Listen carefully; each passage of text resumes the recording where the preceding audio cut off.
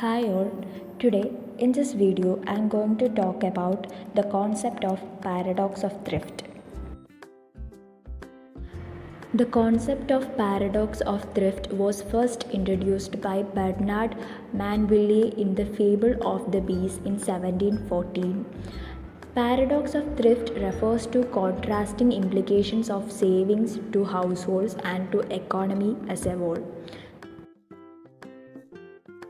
Thriftness is usually regarded as a virtue. An increase in thrift on the part of an individual leads to greater savings and wealth. It is also regarded as a public virtue because if people consume less, then more resources can be devoted to producing capital goods, which leads to increase in income, output, and employment. According to Keynes, thrift is a public virtue only if propensity to invest is equally high. Otherwise, thrift is a public vice. If the increase in propensity to save is unaccompanied by increase in the propensity to invest. In this connection, Keynes pointed out paradox of thrift and showed that as people become thriftier, they end up saving less or same as before. If all the people of an economy increase the proportion of income which is saved, the value of savings in the economy will not increase, rather it will decline or remain unchanged. In the figure, initial saving curve is SS and investment curve is II. Economy attains equilibrium at E and equilibrium level of income is OY.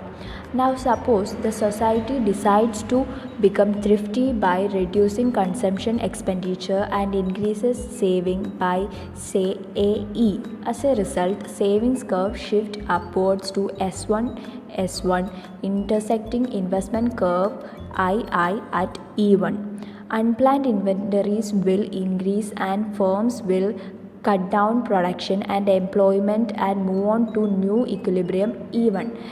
The figure shows that in the end, planned saving has fallen from AY to E1Y1.